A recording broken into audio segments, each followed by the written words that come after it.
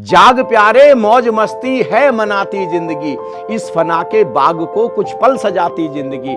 मुक्त हो जाए मृत्यु से तू राम रस का पान कर, क्या पता किस वक्त कब हो जाए प्यारी जिंदगी। क्या ये परम सत्य हर कोई व्यक्ति जान सकता है या फिर इसमें भी प्रारब्ध रोल प्ले करता है? जैसे कई बार बोलते हैं कि शायद इसकी किस्मत में भक्ति नहीं है क्योंकि शायद अभी इसका टाइम नहीं आया। ऐसा नहीं है कि इसी जन्म में नहीं जाना जा सकता। अगर अभी समझ पैदा हो जाए, अभी प्रज्ञा का जन्म हो जाए, अभी एक प्यास, और प्यास कैसे जगेगी? पर जैसे किसी की जर्नी बचपन से शुरू हो जाती है, किसी को बचपन में पता चल जाता है कि this is my life purpose. कि स्वामी जी, कई लोग ये भी बोलते हैं कि हमने कोशिश की ध्यान करने की, हमने कोशिश की भक्ति करने की, बट हमारा मन ही नहीं लगता। आपको खोज पर निकलना होगा। हकीकत में क्या हम खोज पर नहीं निकलते हैं? ये सुंदरतम रास्ता है, इससे सुंदर कोई रास्ता नहीं। मैं केवल उन लोगों को अमीर कहता हूं जिनके पास अरबों खरबों रुपए, में उनको अमीर नहीं कहता। जिसने उस केवल्य को अनुभव किया, जिसने उस निर्वाण को अनुभव किया, वो दुनिया का सफलतम व्यक्ति है। उससे ज्यादा सफल व्यक्ति और कोई भी नहीं है। क्योंकि धन जरूरी है, मकान जरूरी है, आलीशान गाड़ी जरूरी है, रिश्ते जरूरी है, पत्नी जरूरी है, पति जरूरी है, लेकिन ये एक बात नहीं भूलना है, अभी इसी समय जैसे उसको जानेंगे तो हमको अनुभव होगा पूरे ब्रह्मांड में वही है, उसके अलावा कुछ भी नहीं है, नहीं है, नहीं है, बस वही है, वही है। अगर आपको हमारा कंटेंट अच्छा लगता है और अगर हम आपकी लाइफ में थोड़ा सा भी वैल्यू ऐड कर पाए हैं, so please subscribe to our channel Anandam for Bharat, क्योंकि आपका केवल एक सब्सक्रिप्शन हमें और हमारी पूरी टीम को बहुत मोटिवेट करता है कि हम ऐसे ही आप लोगों के लिए सेल्फ हेल्प वीडियोस लेकर आते रहें। एंजॉय कीजिए आज का ये सुपर इंटरेस्टिंग पॉडकास्ट विद स्वामी आलोक जी। इनकी लाइफ पर हमने एक फुल पॉडकास्ट किया है जिसका लिंक आपको इस वीडियो की डिस्क्रिप्शन में मिल जाएगा, जरूर देखिएगा। आनंदम, प्रणाम स्वामी जी। प्रणाम स्मृति। Thank you for coming and welcome to Anandam for Bharat. Thank you, lot of thanks. Swamiji, what is the higher purpose of life? क्या मकसद है हमारा? हम रोज़मर्रा की ज़िंदगी में भूल जाते हैं कि हमने जन्म क्यों लिया है, और अगर हम इस याद के साथ रोज़ जिएं तो क्या ये हमारे जीने का नज़रिया बदलता है? आप प्लीज़ हमें गाइड करें। बहुत सालों पहले मैंने एक कहानी सुनी थी जी। उस कहानी ने मेरे जीवन को पूरी तरीके से बदल दिया। वहाँ से मेरे जीवन में एक हायर पर्पज पैदा हुआ और मुझे पता चला कि जीवन क्यों मिला है। वो कहानी मैं आपको सुनाना चाहता हूँ, सभी दर्शकों को सुनाना चाहता हूँ, शायद आपका जीवन भी 180 डिग्री पर घूम जाए। जी। बहुत पुराने समय की बात है, जब यातायात के साधन बहुत ज़्यादा नहीं होते थे। ज़्यादातर लोग बैलगाड़ी पर या पैदल यात्रा करते थे। एक दिन एक पिता ने अपने नौजवान बच्चे को बुलाया जो 22-23 साल का था, और एक चिट्ठी उसके हाथ में दी और कहा कि दूर गांव में, यहाँ से करीब 70-80 किलोमीटर दूर, शाम तक अगले दिन ये चिट्ठी कल शाम को पहुंचानी है, हर हालत में पहुंचानी है। किसी के जीवन और मरण का प्रश्न है। बच्चे बड़े आज्ञाकारी होते थे, तो रात 12 बजे ही वो बच्चा जग गया और नहा धो करके तैयार हो करके और पैदल चल पड़ा, क्योंकि बहुत दूर का सफ़र करना है और शाम होने से पहले पहले पहुंचना है। जितना तेज़ चल सकता था उतना तेज़ चला। घंटे भर का सफ़र हुआ, 2 घंटे का सफ़र हुआ, 3 घंटे का सफ़र हुआ। सुबह 5 बजते बजते 4 घंटे के सफ़र के बाद वो एक ऐसी जगह आकर के रुक गया जहाँ पर एक नदी थी। नदी पर कोई पुल नहीं था और नदी पर बाढ़ आई थी, बड़ी उत्तुंग लहरें नदी पर उठ रही थीं। अब वो बड़े असमंजस में पड़ गया कि नदी को कैसे पार करे। वो वहीं नदी के किनारे अब बड़े बेचैनी के साथ में प्रतीक्षा करने लगा कि मैं नदी को कैसे पार करूँगा, इसकी तरकीब क्या होगी। तभी सुबह सुबह एक फ़कीर वहाँ पर घूमने के लिए आया है वो दौड़ करके जाता है, फ़कीर को प्रणाम करता है और कहता है कि बाबा मुझे नदी पार करनी है, क्या मैं तैर करके नदी पार कर सकता हूँ? बहुत ही ज़्यादा स्थिति आपातकालीन है और मुझे हर हालत में जाना पड़ेगा। और उस फ़कीर ने कहा कि बेटे नदी बहुत गहरी है, बाढ़ आई हुई है, बहुत तेज़ बहाव है, जीवन के साथ समझौता नहीं किया जा सकता, इसलिए तुम इंतज़ार करो बस 1 घंटे। अभी जैसे ही भोर होगी यहाँ पर नाव हैं, नाविक आएंगे, मल्लाह आएंगे और तुम नाव में बैठ कर के पार जा सकते हो। इतना कह के फ़कीर तो घूमने के लिए नदी के किनारे चला गया। अब ये बेचैनी में किसी तरीके से भी इधर से उधर घूम रहा है और तभी घूमते घूमते अंधेरे में इसका पैर पत्थरों से टकराया। थोड़े चमकीले से पत्थर हैं, थोड़े थोड़े धुंधलके में, अंधेरे में उनका जो प्रकाश है वो दिखाई दे रहा है। उसने एक पत्थर को उठाया और दूर फेंक करके, जैसे बचपन में खेल खेलते थे ऐसे नदी में चला करके मारा। उसको बहुत मजा आया। फिर उसने दूसरा पत्थर उठाया, फिर ऐसे ही फेंक करके मारा, फिर नीचे झुका, फिर तीसरा पत्थर उठाया। अब तो उसको मजा आने लगा, एक एक करके वो पत्थर फेंकने लगा। इसी में कब 1 घंटे बीत गया पता ही ना चला। अब वो देखता है पत्थर खत्म हो गए। उसने ऐसे बालू रेत में हाथ घुमाया, एक आखिरी पत्थर है। उसने सोचा अभी यहाँ पर हजारों पत्थर पड़े थे, एक एक करके मैंने नदी में फेंक दिए, आखिरी पत्थर बचा है, देखूं ये आखिर है क्या। वो उस पत्थर को अपनी आंखों के सामने लाता है और बिल्कुल अचंभित होते हुए उसकी चीख निकल जाती है। और उसकी चीख को सुन करके दूर जो एक फ़कीर घूम रहा था वो दौड़ करके आता है, आकर के इसको बच्चे को पकड़ लेता और कहता है कि बेटे क्या किसी जहरीले सांप ने तुझको काट लिया या बिच्छू ने काट लिया, किसी कीड़े ने काट लिया, इतनी चीख क्यों? उसने कहा बाबा आप मेरे हाथ में पत्थर देखें, ये ना तो मुझे किसी कीड़े ने काटा है, ना ही मैं किसी तरीके से दूसरे ढंग से परेशान हूँ, ये पत्थर देखें और बताएं ये पत्थर क्या है। और वो फ़कीर कहता है कि कोई भी देख के बता सकता है ये बेशकीमती हीरा है। वो युवक कहता है कि अभी यहाँ पर ऐसे हजारों हीरे पड़े थे, मैंने सबको पत्थर समझ समझ करके एक एक करके नदी में फेंक दिया। अगर ये सारे हीरे मेरे पास में होते तो मैं दुनिया का सबसे अमीर व्यक्ति, सबसे दौलतमंद व्यक्ति बन सकता था। मैंने अपने ही हाथों से दौलत को गंवा दिया, मैंने अपने ही हाथों से अपनी अमीरी को गंवा दिया, मैंने अपने ही हाथों से इन हीरों को नदी में फेंक दिया। रोने लगा, वो बहुत जोर जोर से रोने लगा अपने दुर्भाग्य पर। लेकिन फ़कीर ने उसको उठाया और गले से लगा लिया और कहा कि बेटे रो मत, नाचो, ये नाचने की बेला है। तुम जितना ज्यादा धन्यवाद कर सकते हो उतना धन्यवाद करो। कम से कम आखिरी पत्थर जब तुम्हारे हाथ में था तुमको पता चल गया ये पत्थर नहीं बेशकीमती हीरा है। तुम जानते नहीं ये लोगों को इतना अनमोल, इस पत्थर की तो कोई कीमत है, इस हीरे की तो फिर भी कीमत है, लाख करोड़ 10 करोड़ आंकी जा सकती है। लेकिन जब कोई बच्चा पैदा होता है एक अनमोल खजाना लेकर के पैदा होता है, एक अमूल्य जीवन लेकर के पैदा होता है। लेकिन एक एक सांस के साथ जीवन की नदी में उस हीरों को, उस अमूल्य खजाने को वो पत्थर समझ करके फेंकता जाता, फेंकता जाता, फेंकता जाता, फेंकता जाता है। जीवन बीतता चला जाता है, आखिरी सांस आती है तब उसको पता चलता, जब मृत्यु दरवाजे पर दस्तक दे देती है तब उसको पता चलता किसी हायर पर्पज के लिए, किसी हायर मिशन के लिए जन्म हुआ था। yes. एक एक पल कितनी शांति से भरा हो सकता था, एक एक पल कितने आनंद से भरा हो सकता था, एक एक पल उत्सव से भरा हो सकता था। लेकिन कितने दुख में, कितनी पीड़ा में, कितने संताप में पूरी जिंदगी, कितनी अशांति और बेचैनी में बीत जाती है। अपने ही हाथों से हम अपने जीवन के एक एक दिन को, एक एक पल को फेंकते हुए चले जाते हैं। सौभाग्यशाली हैं वो लोग जिनको मौत के ठीक पहले याद आ जाता है और वो उसकी खोज पर निकल जाते हैं जो हायर पर्पज है। परम शांति को उपलब्ध हो जाना। क्या है हायर पर्पज? जहां पर संसार की कोई भी चीज आपको प्रभावित नहीं करती, जब आप पूरी तरीके से जल में कमलवत हो जाते हैं। जैसे कमल का फूल पानी में रहता है और पानी की एक बूंद भी उसको छूती नहीं है, अभी पानी से निकालिए एक बूंद भी उसके ऊपर नहीं होगी, एकदम अनस्पर्शित, अछूता रहता है।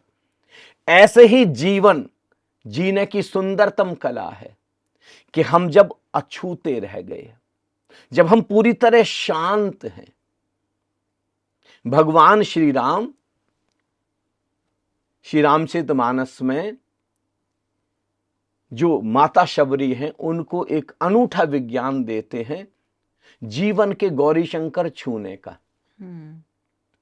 उसको श्री रामचरितमानस में कहा जाता है नवधा भक्ति या नौधा भक्ति। 9 कदम हैं, एक एक कदम एक एक कदम एक एक कदम। 9वां कदम हाईएस्ट है, केवल हायर नहीं, highest purpose of life, highest mission है हमारे जीवन का। मैं आपको एक एक करके सुनाता हूं वो 9 कदम।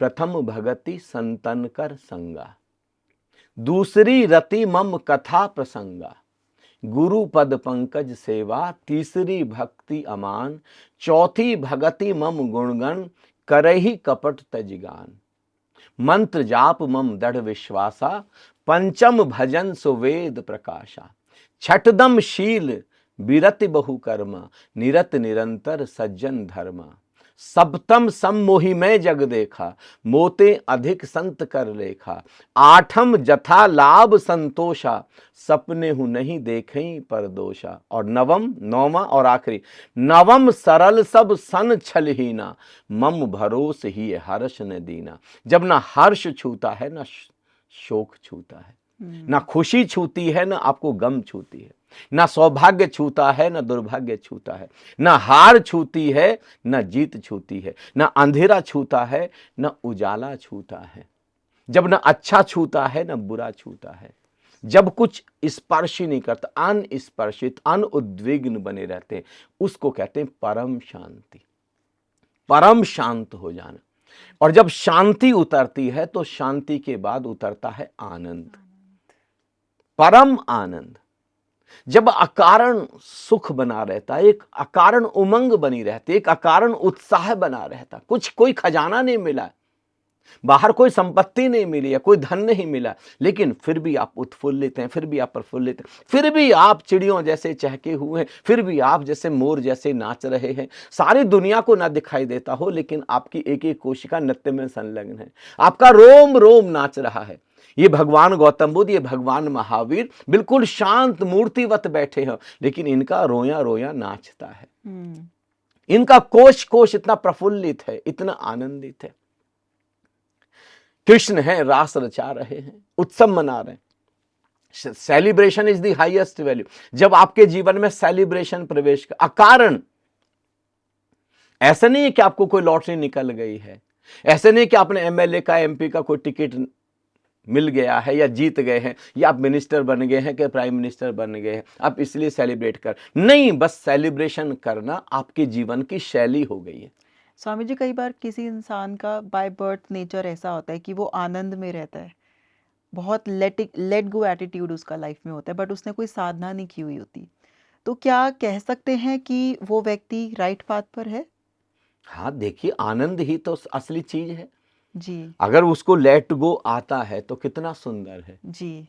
उसको तो बस अब एक ही कला सीखनी है, अपने भीतर निराकार में उतरने की कला जी। और उसको कुछ सीखना ही नहीं, क्योंकि बाकी सारी चीजें वो कोई बोझ अपने ऊपर नहीं लेता, कोई बर्डन अपने ऊपर नहीं लेता, कोई अशांति नहीं लेता, कोई बेचैनी नहीं लेता। और वो कला लाइव मास्टर के अंडर ही सीखी जा सकती है। हाँ, वो जो हायर पर्पज है वो जिसके माध्यम से आएगा उसके लिए लाइव मास्टर का होना करीब करीब कंपलसरी है जी, अनिवार्य शर्त है, करीब करीब अनिवार्य शर्त है। लाखों करोड़ों में कोई एक घटना ऐसी भी घटती है कि कहीं पर सडन एनलाइटनमेंट हो जाता, कहीं पर कोई अचानक सडन जाग जाता, अचानक किसी को पूरा अस्तित्व पजस कर लेता है वो। लेकिन कभी कभी उसको हम राष्ट्रीय राजमार्ग नहीं बना सकते, नेशनल हाईवे तो हम उसको घोषित कर सकते हैं जहां पर 10,000 लोग चलते हों और 9,999 पहुंच जाते हों। जहां पर 10,000 चलते हो केवल एक पहुंचता हो, उसको हम राष्ट्रीय राजमार्ग घोषित नहीं कर सकते। वो अपवाद है, राइट। वो एक तरीके से बस किसी तरीके से घटना घट गई है। तो जो अवस्था है परम शांति की, परम आनंद की, जब आप हर हाल में अनुद्विग्न बने रहते हैं, जब कुछ आपको स्पर्श ही नहीं करता है, चाहे आपकी प्रशंसा होती हो और चाहे आपकी निंदा होती हो, आप दोनों ही स्थितियों में सम बने रहते हैं, सम अवस्था, बिल्कुल बैलेंस्ड एकदम, वो बड़ी अल्टीमेट। लेकिन अभी हमारे जीवन की कहानी क्या है? एक कविता मैंने पढ़ी थी बहुत सालों पहले, टूटे फूटे कुछ अक्षर हैं अपनी राम कहानी में, जलते प्रश्न निरुत्तर देखो अपनी राम कहानी में, आंसू की भी एक अलग अपनी ही भाषा होती है, पीड़ाओं के गूंगे स्वर हैं अपनी राम कहानी में, सूखे पनघट तप्त मरुस्थल घावों ही घावों के निशा, ऐसे ही कुछ हस्ताक्षर हैं अपनी राम कहानी में, अपने को ही रहे खोजते लेकिन खोज नहीं पाए, जंगल जंगल राम भटकते अपनी राम कहानी में। बाहर के राम तो 14 वर्ष भटके और फिर अपने घर वापस अयोध्या में लौट आए, लेकिन हमारे भीतर जो एक राम है, वो राम तो पता नहीं कितने कितने जन्मों जन्मों से भटक रहा है अपने घर लौटने के लिए, अपने वापस आने के। हम कभी अपने घर लौट ही नहीं आ पाते। जीवन का जो हाईएस्ट पर्पज है अपने घर पर वापस लौट आना। अब लौट चले। स्वामी जी, रोज कैसे अपने आप को ये चीज याद दिलाई जा सकती है? क्योंकि सुबह सुबह उठते ही बस एक ही चीज होती है, काम पर जाना है। जो हमारी हाउसवाइफ्स हैं, जैसे हमारी जो मम्मीज हैं, उनको ये होता है कि सुबह उठते बस काम करना है, हबड़ा तबड़ी सुबह सुबह। कैसे खुद को रोज ये पर्पस हम याद दिला सकते हैं? क्या वो प्रैक्टिसेस कर सकते हैं? देखो, जो मेरे जीवन का अनुभव है, हाँ जी, और जो मेरे जीवन का अनुभव है, कई कई लोगों के जीवन का अनुभव है, भगवान महावीर का भी, भगवान गौतम बुद्ध का भी, परम गुरु ओशो का भी, भगवान श्री आदि शंकराचार्य, बहुत सारे लोगों के जीवन का अनुभव है। अगर किसी तरीके से जीते जी आपको मौत का एनकाउंटर हो जाए, अपनी ही मृत्यु का साक्षात्कार अगर हो जाए, युधिष्ठिर और यक्ष के बीच जब संवाद हुआ, जब उनके चारों भाई बेहोश हो गए पानी पी पी करके तालाब का, जो द्रौपदी के लिए पानी लेने गए थे, तो उसमें यक्ष ने कहा कि मैं तुमसे प्रश्न पूछूंगा, एक प्रश्न का उत्तर सही बताया तो एक भाई दोबारा से जीवित हो जाएगा। तो पहला प्रश्न क्या था? इस दुनिया का सबसे बड़ा चमत्कार क्या है? और युधिष्ठिर ने बोला कि चारों तरफ मृत्यु घटित हो रही है, चारों तरफ लोग मर रहे हैं, हम लोगों को मरते हुए देख रहे हैं, फिर भी कभी ख्याल पैदा नहीं होता कि एक दिन मेरी भी मौत होगी। और अगर ख्याल पैदा हो भी जाए तो हमने बफर लगा रखे। बफर, मैं रेल कोच फैक्ट्री कपूरथला में था, हम रेलवे के वहां पर कोचेज बनाते हैं, तो दोनों तरफ हम एक कोच के दोनों तरफ बहुत ही हायर क्वालिटी के हम बफर लगाते हैं। अच्छा, जो सारे धक्के को, सारे जर्क को, जैसे दो कोच आपस में टकराएं या कहीं पर ट्रेन आपस में टकरा जाए, तो वो जो सारा का सारा धक्का है वो बफर पी जाए, स्प्रिंग पी जाए और किसी पैसेंजर को चोट न लगे जी। ऐसी व्यवस्था हम कोचों में करते हैं। ऐसे ही मनुष्य ने बफर लगा लिया है। अगर किसी को पता भी हो मौत आती है, कभी कभी शमशान घाट जाते हैं, किसी की मौत हो जाती है, अर्थी लेकर के चले जाते हैं, तो उस समय थोड़ी देर के लिए ख्याल आता थोड़ी देर के लिए आता है ना, हाँ लेकिन फिर हम बफर लगा लेते हैं, आज नहीं फिर कभी, मेरी मौत तो आज नहीं होगी। जबकि मौत जब भी होगी आज ही होगी। कल कभी किसी की मौत नहीं हुई, आज ही हुई है। जब भी किसी की मौत जीने का नजरिया बदल जाता है, ये याद अगर आ जाए, और जिस पर कभी कभी ये पूरा अस्तित्व मेहरबान होता है तो उसको याद दिलाता है, उसको एनकाउंटर कराता, उसको साक्षात्कार कराता। मेरे साथ ऐसे ही हुआ। जैसे एक घड़ी आई जब मेरे सामने मृत्यु बिल्कुल खड़ी हो गई, अब मुझको बिल्कुल हो गया कि अब मौत होने जा रही है, और बहुत अंदर से रुदन हुआ। इसलिए नहीं कि मरने जा रहा हूं, इतनी तो समझ पैदा हो गई थी कि मौत तो एक सत्य है, इसका तो साक्षात्कार करना। लेकिन मैं बिना सत्य को, जो हायर पर्पज है, जो हाईएस्ट पर्पज है लाइफ का, उसको बिना सॉल्व किए मैं धरती से वापस जा रहा हूं, इस चीज की पीड़ा थी। और रो रो करके उस दिन मैंने पूरे अस्तित्व को, सब संतों को पुकारा। ये कब की बात है स्वामी जी? ये है अक्टूबर 99 की बात, 1999 में। अच्छा, अक्टूबर 1999 मेरे जीवन की घटना है। वहां पर तब तक मैं धर्म में चलता था, लेकिन कुनकुने ल्यूक वार्म, सब कुछ चल रहा था, संसार भी चल रहा था, राजनीति भी चल रही थी, यूनियन भी चल रही थी, सब चल रहा था, हवन यज्ञ भी चल रहे थे, कांवर भी चल रहा था। इमरजेंसी नहीं थी सत्य की, नंबर 1 पर नहीं था सत्य। वहां से जब एकदम मृत्यु सामने खड़ी होगी, बिल्कुल तय हो गया, वहां मेरे दोनों हाथ ऐसे उठ गए कि हे गोविंद, हे अस्तित्व, हे संतो। मैं उन दिनों परम गुरु ओशो को पढ़ता था। परम गुरु ओशो, हे बाबा नानक, हे मेरे इष्ट भगवान शिव, अगर मेरा जीवन बख्श जाए, अगर मुझे एक जीवन दान मिल जाए, तो मैं वायदा देता हूं कि पूरी ऊर्जा अब सत्य की खोज में लगा दूं। और मेरे जीवन में चमत्कार हुआ, मुझे जीवन दान मिल गया। और वहां से फिर मैंने पीछे लौट कर इतनी ज्यादा एनर्जी के साथ, मैं लोगों को कहता हूं 100% लगा दें, लेकिन मैंने तो हजारों % लगा दी, पूरी जान झोंक दी। और 6 मई सन 2002 को मैं परम ज्ञान को उपलब्ध हो गया। 3 साल लगे आपको? हाँ, बस 3 साल भी कहाँ लगे, बस 2.5 साल उसके बाद में। ओके। 6 मई सन 2002, 2.5 साल बस लगे। इसलिए मैं अपने अनुभव से कह सकता हूं, अगर आपको अपने हाईएस्ट मिशन को पाना है तो मौत आपको याद आ। गौतम बुद्ध को देखें, एक अर्थी को देख करके, एक चिता को देख करके, एक वृद्ध को देख करके, राइट, सत्य की खोज पर उसी रात निकल गए, सत्य की खोज पर जी। किसी को भी देख लें, जो ओशो को देख लें, नाना की मौत हुई, नाना की मौत को देख करके एकदम लगा कि मैं जी करके क्या करूंगा, मुझे भी खोज, एक दिन मेरी भी मौत होगी, मुझे उस सत्य को खोजना है, मुझे उस हायर पर्पज को जानना है कि लाइफ का क्या पर्पज है। हकीकत में तो आप पूछ रहे हैं कि what is the higher purpose, इसी को जान लेना ये हमारे जीवन का हाईएस्ट पर्पज है। मैं कौन हूं, एम आई, मेरा होना क्या है, क्योंकि एक दिन शरीर नहीं था, फिर एक दिन शरीर नहीं होगा। अभी तो शरीर है, मां के घर में आने से भी पहले शायद मेरा कोई वजूद था। देखा ना आइंस्टीन जब मर रहे हैं तो मरते मरते कितने दुखी हैं, कितने पीड़ित हैं, सारे पत्रकार जमा हैं, सारे के सारे, पूरे यूरोप के सारे जर्नलिस्ट जमा हैं, और आइंस्टीन को कह रहे हैं कि आप तो बड़े आनंदित जा रहे होंगे, आपके जैसा साइंटिस्ट तो अभी तक कभी धरती पर पैदा नहीं हुआ। और फिर आइंस्टीन रो पड़ा, लिटरली बच्चे जैसा रो पड़ा। पहली बार ऐसा हुआ कि आइंस्टीन रो पड़ा, और आइंस्टीन को रोते हुए देख करके पत्रकार तो बड़े हैरान हो गए कि बात क्या है, आप रो रहे हैं, इतना बड़ा साइंटिस्ट। और आइंस्टीन ने कहा कि मेरा पूरा जीवन बर्बाद चला गया, मैंने पदार्थ को इतना उघाड़ा, इतना उघाड़ा, इतना उघाड़ा कि आखिरी बिंदु एटम तक पहुंच गया मैं। और एटम में भी कितनी शक्ति छिपी है, ये पूरे विश्व को एटॉमिक फॉर्मूला दे करके, E is directly proportional to c², जिसके ऊपर एटम बम बना, ये फॉर्मूला दे करके मैंने पूरे विश्व को, एटम की शक्ति।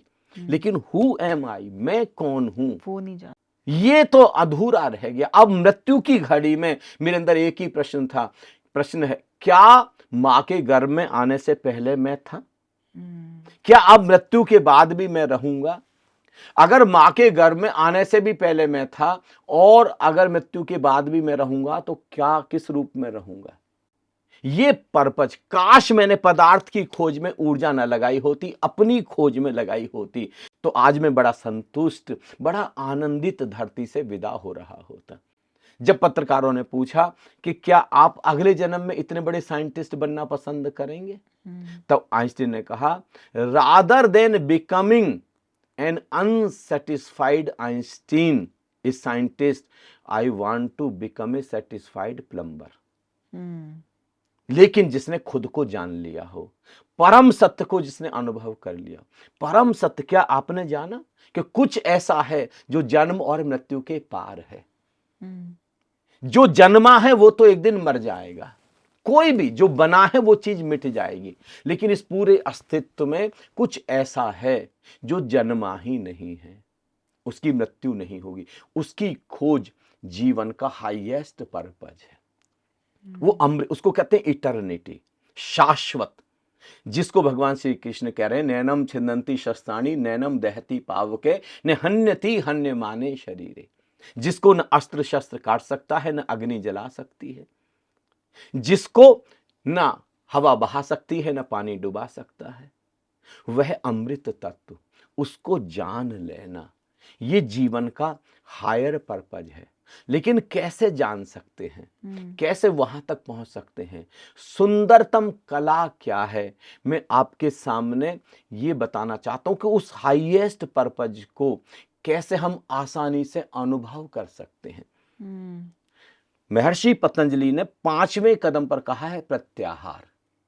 अपना जो अष्टांगिक योग बताया है उसमें पहला यम, दूसरा नियम, तीसरा आसन, चौथा प्राणायाम, 5वां प्रत्याहार।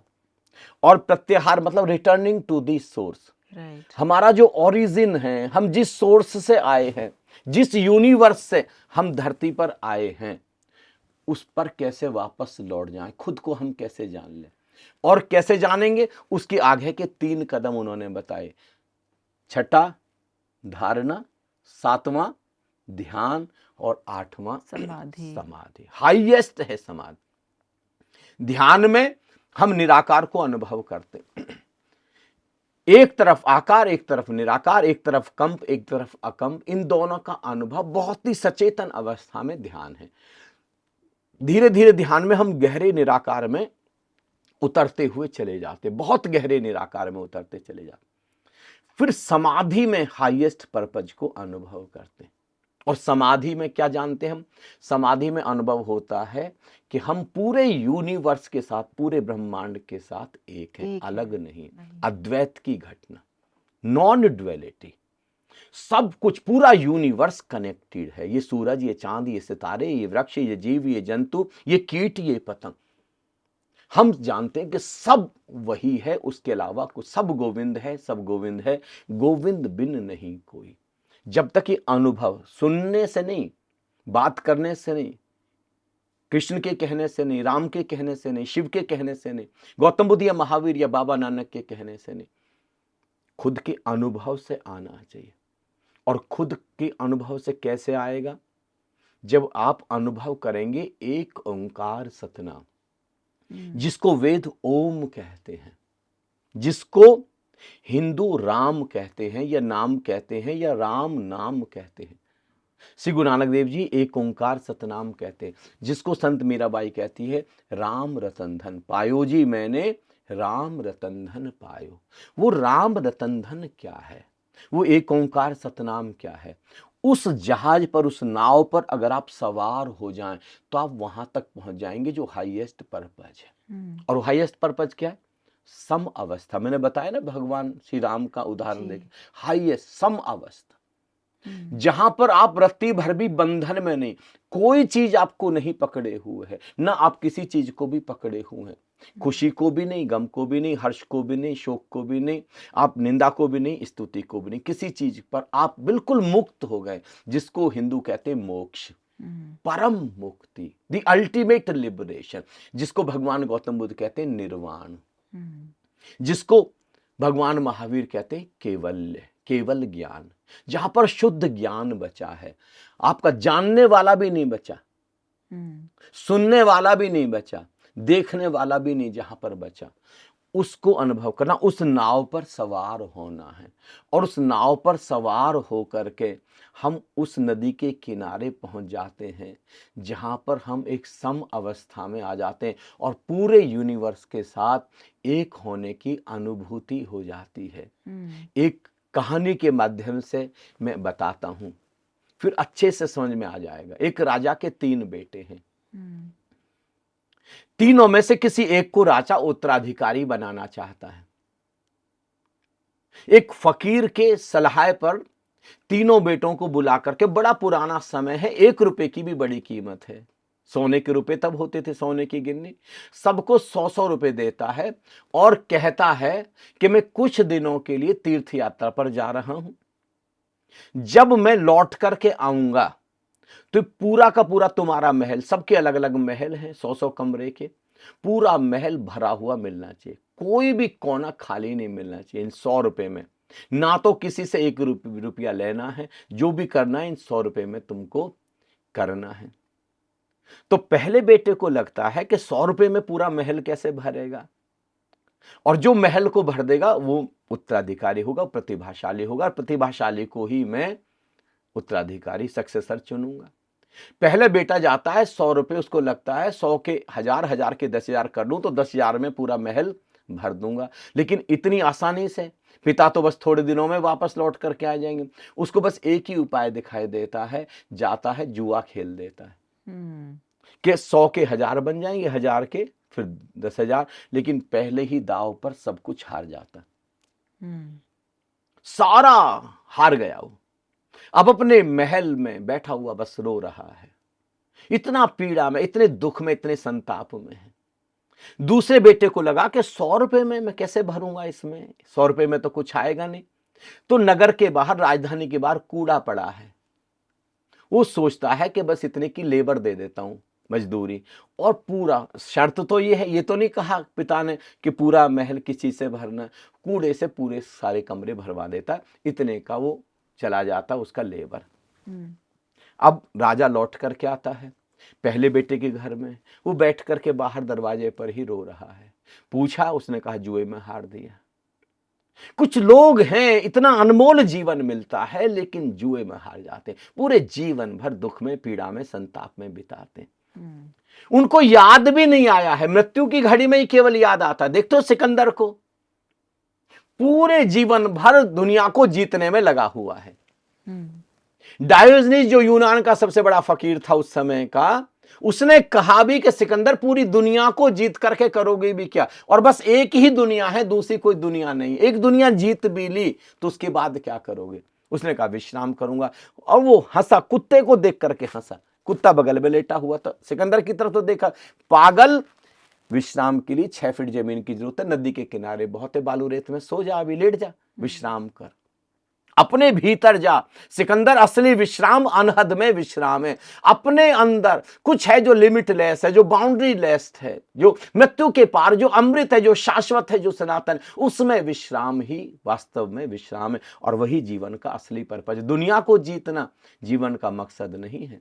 हाँ, धन जरूरत है हमको, जितना धन होगा उतना हम ज्यादा सुविधाएं कर पाएंगे अपने लिए, हम अच्छा जीवन यापन कर पाएंगे, हम अपने परिवार को बहुत अच्छे से रख पाएंगे अगर हमारे पास में ज्यादा धन है तो। ये बिल्कुल एक अलग बात है, लेकिन हायर पर्पज धन कमाना नहीं है। हायर पर्पज केवल संसार की सफलता नहीं है, हायर पर्पज कुछ और है। कई बार स्वामी जी लोग अपने पैशन को अपना हायर पर्पस मान लेते हैं कि हाँ, कोई शौक है उनका तो उसको मान लेते हैं कि वो हायर पर्पस है।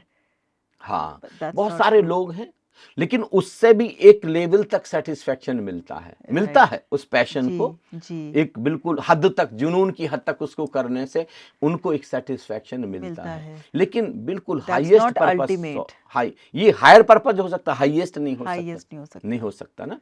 तो फिर अब जैसे दूसरे बेटे के घर पर जा, बड़ा निराश हुआ राजा, ये तो नालायक निकल गया। दूसरे बेटे के घर पर दूर से ही बदबू आने लगी, दुर्गंध आने लगी, क्योंकि पूरा कूड़े से भरा था। फकीर ने कहा, राजन, तुम्हारे बेटे ने ये महल तो भर दिया, लेकिन जैसे दुर्गंध से महल भर दिया कूड़े से, तुम्हारे साम्राज्य को भी ऐसे ही दुर्गंध से भर देगा।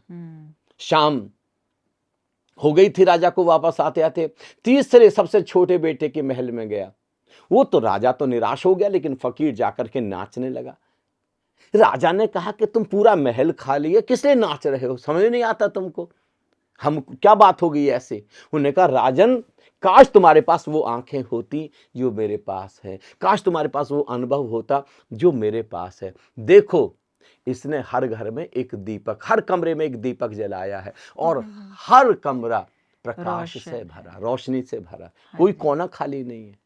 देखो, हर कमरे में इसने धूप बत्ती और अगरबत्ती जलाई है, सारे कमरे, पूरा महल सुगंध से भरा है। और देखो, ये यहां बिल्कुल महल के मध्य में कमरे में बैठ करके ये वीणा बजा रहा है, और किसी भी कोने में जाकर के सुनो, पूरा पूरा महल वीणा के संगीत से भरा है। और इसकी शांति देखो, इसका आनंद देखो, इसकी उत्फुल्लता देखो, इसकी प्रफुल्लता देखो, इसके भीतर से निकलता हुआ प्रेम देखो, पूरा महल प्रेम से भरा है, आनंद। ये सूक्ष्म तत्व राजन तुमको दिखाई नहीं दे रहे, मुझको दिखाई। महल मल्टीपल डायमेंशन से, बहु आयाम से भरा हुआ है। ये संगीत, ये जो संगीत है वीणा, बज रही है, ये बांसुरी बज रही, ऐसी ही वीणा ऐसी ही बांसुरी हमारे भीतर बज रही है। उसी को वेद ओम कहते हैं, उसको श्री गुरु नानक देव जी एक ओंकार सतनाम कहते हैं, उसी को राम कहते हैं, उसी को नाम कहते हैं, उसी को राम नाम कहते हैं, उसी को राम रतन धन कहते हैं, उसी को संत कबीर श्री राधा स्वामी परंपरा शब्द कहती है।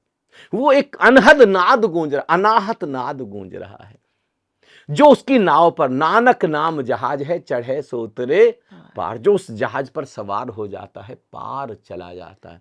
वो एक नूर है, वो एक प्रकाश है, वो एक सुगंध है, वो एक आनंद है, वो एक प्रेम है। उस पर सवार हो जाएं तो उस पर सवार होने के बाद में आप जब उसको सुनते जाते हैं, देखते जाते हैं, देखते जाते हैं, एक घड़ी आती है शुरू में तो आप नाद को सुन रहे, अनाहत नाद को, उस राम को सुन रहे हैं। सबे घट, संत नामदेव कहते हैं, सबे घट राम बोले, रामा बोले, राम बिना को बोले रे। उसको आप सुन रहे हैं, लेकिन एक घड़ी आती है सुनने वाला मिट जाता है। अब कोई सुनने वाला नहीं है, खुद नाद ही नाद को सुन रहा है। अब कोई देखने वाला, खुद प्रकाश ही प्रकाश को, आप मिट गए। पूरा यूनिवर्स ओंकार हो गया, पूरा यूनिवर्स नूर हो गया, प्रकाश हो गया। और उस समय आप पता चलता है कि आप कहीं पर भी नहीं बंधे, पूरे यूनिवर्स के साथ इस समय एक हैं। आपने स्वयं को जान लिया, खुद को जान लिया, और खुद को जानते ही पूरे यूनिवर्स का आपने रहस्य जान लिया। और उस समय जो जाना जा रहा, उस समय एक भी विचार नहीं है, उस समय कोई अहंकार नहीं है, कोई ईगो नहीं, कोई विकार नहीं है। समय शून्यता में आप प्रवेश करके, समय नहीं है, state of timelessness, state of egolessness, state of thoughtlessness. वहां पर वह केवल शुद्ध ज्ञान रह, विशुद्ध ज्ञान रह गया, केवल प्रज्ञा रह गई। वहां पर बस यूनिवर्स बचा है, उसको जानना। बहुत सुंदर स्वामी जी। एक सवाल मेरा मन में ये आ रहा है कि क्या ये परम सत्य हर कोई व्यक्ति जान सकता है, या फिर इसमें भी प्रारब्ध रोल प्ले करता है? जैसे कई बार बोलते हैं कि शायद इसकी किस्मत में भक्ति नहीं है, क्योंकि शायद अभी इसका टाइम नहीं आया है। इस बात में क्या सत्यता है? कई बार जैसे किसी की जर्नी बचपन से शुरू हो जाती है, किसी को बचपन में पता चल जाता है कि this is my life purpose, और कई बार वृद्ध अवस्था में भी पता नहीं चलता कि this is my life purpose. तो उसका क्या? सारी समझ की बात है जी, इसमें, कोई दो राय नहीं है कि यात्रा हमारी बहुत लंबी चल रही है, बहुत जन्मों से, कितने कितने लोगों ने पीछे बहुत खोज की है जी, तो उसका उनके आगे आने वाले जीवन पर प्रभाव पड़ता है। लेकिन ऐसा नहीं है कि इसी जन्म में नहीं जाना जा सकता। अगर अभी समझ पैदा हो जाए, अभी प्रज्ञा का जन्म हो जाए, अभी एक प्यास, और प्यास कैसे जगेगी? मृत्यु को याद करके।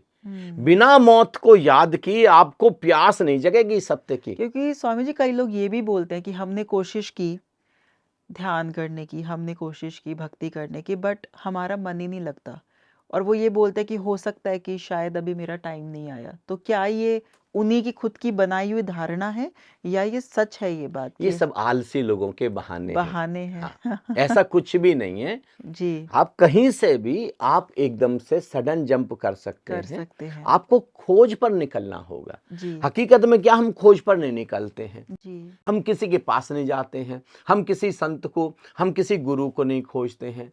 मेरे अनुसार जब तक आपको एक ओंकार सतनाम का अनुभव कराने वाला कोई मास्टर, लाइव मास्टर नहीं मिल जाता, जब तक उस राम रतन ध्यान में डुबाने वाला आपको मास्टर नहीं मिल जाता, तब तक चरे बेती चलते चलें, रुकना नहीं है।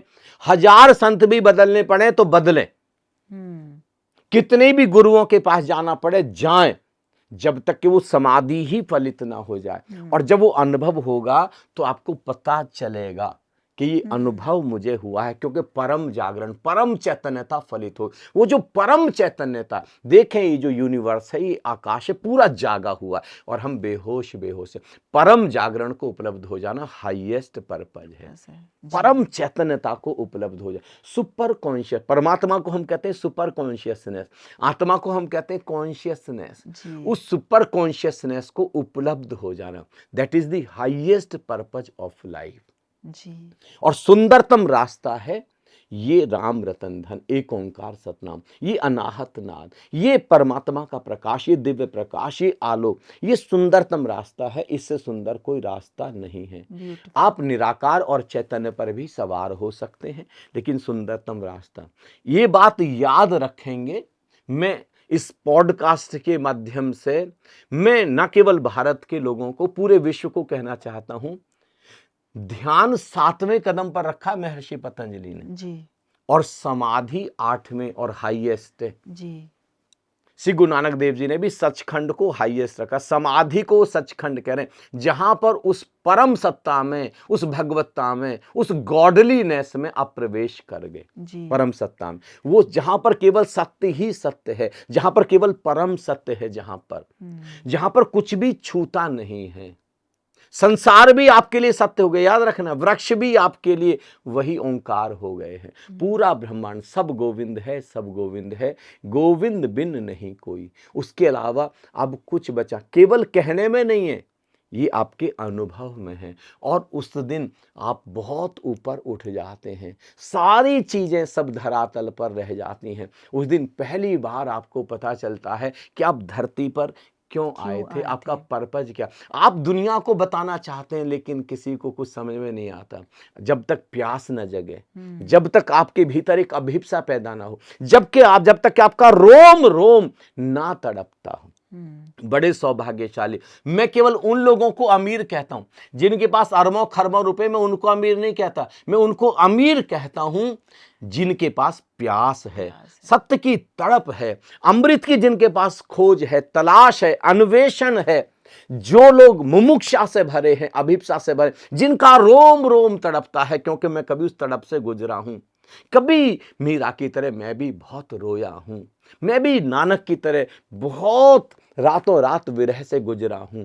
इसलिए मुझे पता है दुनिया का सबसे अमीर व्यक्ति, और मैं दुनिया का सबसे सफल व्यक्ति उसको बोलता हूं जिसको समाधि फलित हो गई, जिसने उस केवल्य को अनुभव किया, जिसने उस निर्वाण को अनुभव किया, वो दुनिया का सफलतम व्यक्ति है। उससे ज्यादा सफल व्यक्ति और कोई भी नहीं है। क्योंकि धन जरूरी है, मकान जरूरी है, आलीशान गाड़ी जरूरी है, रिश्ते जरूरी हैं, पत्नी जरूरी है, पति जरूरी है, लेकिन ये एक बात नहीं भूलना है कि जिस दिन मृत्यु होगी उस दिन इनमें से कोई भी काम नहीं आएगा। सब यहीं, जो इतनी शिद्दत से अरबों रुपए का हमने मकान खड़ा किया, फार्म हाउस बनाया, उसका कमरा भी नसीब नहीं होगा। कमरा क्या, ईंट भी नसीब, ईंट भी, वहां पर हमको बाहर वरांडे में लिटाया जाएगा, और सब लोग कहेंगे जल्दी बॉडी को ले, नाम से भी नहीं बुलाएंगे। सूफी फकीर उमर खयाम कहते हैं, जाग प्यारे मौज मस्ती है मनाती जिंदगी, इस फना के बाग को कुछ पल सजाती जिंदगी, मुक्त हो जाए मृत्यु से तू राम रस का पान कर, क्या पता किस वक्त कब खो जाए प्यारी जिंदगी, कभी भी जा सकती है, अब भी इसी समय। मैं सबका आवाहन करता हूं, हनीमून टाली जा सकती है, सत्य को जानना नहीं टाला जा सकता। विवाह टाला जा सकता है, क्योंकि कितने लोग विवाह करने के लिए गए और वापस लौट करके नहीं आए, रास्ते में ही विदा हो गए। कितने लोग हनीमून पर गए और वहीं किसी घाटी में गिर गए और वापस लौट करके नहीं आए। सब कुछ टाला जा सकता है, थोड़ी देर के लिए व्यापार टाला जा सकता है, सब कुछ टाला जा सकता है। सत्य को अभी इसी समय जाने, अभी इसकी खोज पर निकले, और रोजमर्रा के काम करते हुए भी, संसार के काम करते हुए भी, मैं आपके सामने इसका उदाहरण हूं, बिल्कुल एकदम लाइव एग्जाम्पल हूं। कहीं पर मैंने जॉब नहीं छोड़ी, कुछ मैंने परिवार नहीं छोड़ा, संसार नहीं छोड़ा, कुछ भी नहीं छोड़ा। अपनी जॉब रेलवे की बखूबी, आफ्टर एनलाइटनमेंट भी, इवन साधना मैंने गहरी शुरू कर दी रेलवे में ही, और 2002 में मैं परम ज्ञान को, परम सत्य को उपलब्ध हो गया। उसके बाद भी मैं 2019 तक, मैं 17 साल तक परम ज्ञान को उपलब्ध होने के बाद रेलवे में अपनी बखूबी जिम्मेदारी निभाता रहा, अलग अलग पदों पर, और बहुत इंपॉर्टेंट पोस्ट पर काम करता रहा जी। तो कहीं कुछ छोड़ने की जरूरत नहीं है, लेकिन साधना और किसी तरीके से भी अभिप्सा। तो आप उस हायर पर्पज को, जब सब कुछ निराकार है, जब सब कुछ ओंकार है, और उस घड़ी में आप भी श्री गुरु नानक देव जी की तरह कहते हैं एक ओंकार सच, तब आपको अनुभव होता कर्ता पुरुष, सब वही कर रहा है, सब वही चला, पूरा ब्रह्मांड का संचालन उसी एक ओंकार सतनाम हुक्म है, याद रखिए हुक्म है। और हायर पर्पज है हुक्म के जहाज पर सवार होके हुक्मी तक पहुंच जाना। राम नाम पर सवार होकर राम तक पहुंच जाना, वो जो परम शून्यता है, जहां पर कुछ छूता नहीं है, वहां आप मुक्त हैं, अल्टीमेटली लिबरेट हैं, उसको ही सब मोक्ष कहते हैं। वह हाईएस्ट पर्पज है, उससे बड़ा कोई पर्पज। फिर जीवन आपके लिए खेल हो जाएगा, फिर एक लीला हो जाती है, फिर कृष्ण की तरह बस आप खेल, सब आपके सामने, सब रंगमंच पर। आप कहीं पर किसी चौराहे पर फिर खड़े होंगे तो आप देखेंगे लोग कैसे भागे जा रहे, माटी का पुत्र, संत रविदास की तरह, माटी का पुत्रा कैसे नचत है, देखे देखे बोले दौड़ो फिरत है, माटी का पुतरा कैसे नचत है। मिट्टी के पुतले सब जा रहे हैं, सबके भीतर चैतन्य है, सबके भीतर उतना ही गोविंद है जितना भगवान गौतम बुद्ध में, भगवान महावीर में, भगवान शिव में, भगवान श्री कृष्ण में, भगवान राम में, भगवान श्री आदि शंकराचार्य में, बाबा नानक में, संत कबीर में, संत रविदास में, जितना परम चैतन्य परमात्मा उनके भीतर है गोविंद, हम सबके भीतर उतना ही, रत्ती भर भी कम नहीं है। बस अगर कम है तो प्यास कम है तो अभिप्सा। हम चौथे गुरु, जो गुरु साहिबान है ना, 10 गुरु, वो चौथे गुरु कहते हैं कब गल लावेंगे प्रभु मोहे, कब गल लावेंगे, हाँ तुमरी करो नितास प्रभु मोहे कब गल ला। रो रो करके हम ये गीत कभी गा नहीं पाते, पुकार नहीं पाते, हमारे अंदर से प्यास उमग नहीं पाते।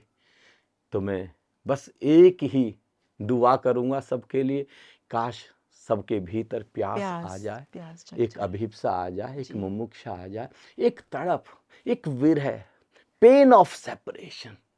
जैसे कोई छोटा सा बच्चा मां से अलग हो जाए, कैसे तड़पता है ना मेले में, कैसे रोता है ना, ऐसे पेन ऑफ सेपरेशन। कहीं से हम कभी चले थे, उस ओंकार के महासागर से, उस आनंद के महासागर से हम चले थे। हमारी बूंद आज अलग है। हमारे जीवन की पीड़ा क्या है, हमारे जीवन का सारा दुख क्या है, हम किस खोज पर। आप देखिए, हम कभी प्रेमिका को खोजते हैं, कभी प्रेमी को खोजते हैं, कभी धन को खोजते हैं, हमको लगता है इन सब से हमारी पूर्ति हो जाएगी, हमको वह मिल जाए, वो नहीं मिल पाता। हम बाहर दौड़ते हैं और वो खजाना हमारे भीतर अभी इसी समय। और हमारी भी गलती नहीं है, हमने संसार में जन्म लेने के बाद जो भी पाया बाहर दौड़ के पाया। शिक्षा पाई बाहर, दूध पाया बाहर, पानी पाया बाहर, भोजन पाया बाहर, जमीन जायदाद मकान पाया बाहर, सब कुछ हमको बाहर। प्रेमिका मिली बाहर, प्रेमी मिला बाहर, पत्नी मिली बाहर, पत्नी में सब कुछ हमको बाहर मिला, ऊंचा पद मिला बाहर। तो हमको लगता है वो जो परम सत्य है, वो जो परम आनंद है, वो जो परम शांति, वह जो मोक्ष है, वो भी बाहर मिलेगा। बस यही एक मूल भूल हो जाती है, एक बेसिक मिस्टेक हो जाती। वह परम सत्य का खजाना हमारे भीतर है, अभी इसी समय। जैसे उसको जानेंगे तो हमको अनुभव होगा पूरे ब्रह्मांड में वही है, उसके अलावा कुछ भी नहीं है, नहीं है, नहीं है, बस वही है, वही है, वही है, बस वही हमारा highest purpose. Right. Thank you so much Swami ji. Thank you.